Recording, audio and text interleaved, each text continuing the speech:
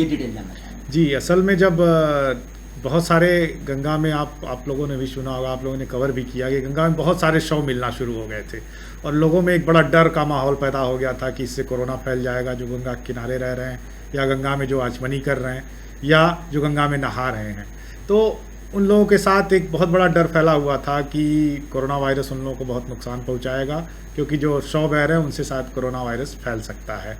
तो हम लोगों ने क्या किया कि हर हफ्ते 2-2 सैंपल कलेक्ट किए, एक सैंपल बहते पानी का, दूसरा सैंपल स्थिर पानी का, और ये राजघाट से लेकर के 80 के बीच का सैंपल कलेक्ट किया गया। और ये 15 मई से लेकर के 3 जुलाई के बीच का लगातार हम लोगों ने 16 सैंपल कलेक्ट किए थे।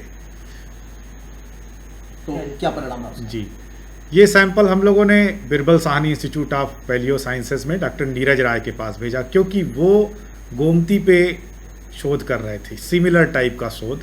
तो एक ही तरीके के लैब में अलग अलग सैंपल्स जो अलग अलग जगहों से आ रहे थे, उन सैंपल का टेस्ट किया गया और उसमें पाया गया कि गोमती में तो कोरोना वायरस का ट्रेसेस पाया गया, लेकिन गंगा में लगातार जो पीक टाइम था कोरोना का, उससे लेकर के अभी तक जब कोरोना काफ़ी कम हो चुका है, हमें कोई भी इस वायरस का ट्रेस नहीं मिला। सर, ये वहाँ क्यों भेजा? आपके पास तो लैब है, आप भी लगातार इस पर कोशिश करें, आपने अपने यहाँ क्यों नहीं किया? जी, बीएचयू में भी ये काम किया जा सकता था, लेकिन क्योंकि हम ये दिखाना चाहते थे कि एक ही लैब में एक ही मशीनों को यूज़ करते हुए, और जब हम जहाँ गोमती में पाया जा रहा है रिजल्ट, जबकि गंगा में नहीं पाया जा रहा है, तो जो स्टैंडर्डाइजेशन का प्रोसेस होता है, जो लैब का एरर होता है, वो हम लोगों ने रूल आउट कर दिया। मतलब जब कभी भी कई जगहों पे हुए, दुनिया में बहुत जगहों पे कोविड टाइम में लेकर के सर्च हुए, जी, तो हर जगह अलग अलग वेरिएंट मिलने की चीज़ें बताई गई, तो वो लैब का जो फॉल्ट था उसको आप लोगों ने इसको जी, कभी कभी होता क्या है कि मशीनें जो है लैब में अलग अलग कंपनियों की होती है, उनका एरर रेट अलग अलग होता है, तो इसलिए हम लोगों ने एक ही जगह दोनों सैंपल्स एनालाइज किए, जिससे कि कोई लैब का एरर ना हो पाए। तो अभी तीसरी लहर को लेकर के और कुछ नया क्या हो रहा है? जी, तीसरी लहर के लिए लगातार हम लोग हर महीने सीरो सर्विलांस करते रहेंगे, और सीरो सर्विलांस, सीवर सर्विलांस, और यही हमको बताएगा कि तीसरी लहर कब तक आएगी या आने की संभावना है। लेकिन मुझे लगता है, जो मेरा मानना है, कि कम से कम नवंबर तक तो हम लोग ठीक ठाक हैं, उसके बाद ही तीसरी लहर आने की संभावना है। नवंबर के बाद भी इसको?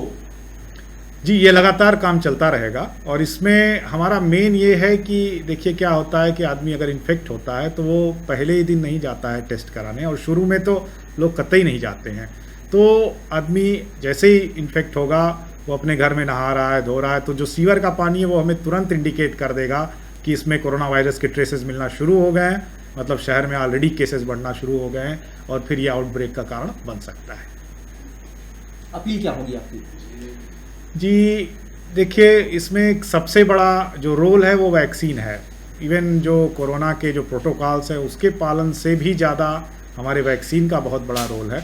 अगर हम अपने एक बड़े पॉपुलेशन को, और बनारस में मैं देख रहा हूँ कि लगातार लगभग 8 लाख लोगों को वैक्सीन एटलीस्ट पहली शॉट लग चुकी है, तो एक बहुत बड़ा हमारे लिए प्लस पॉइंट है। और हमें लगता है कि अगर हम इसी को 15 लाख के ऊपर कर लें अगले कुछ महीनों में, तो बनारस को तीसरी लहर का उतना असर नहीं पड़ेगा जितना दूसरी लहर का पड़ा।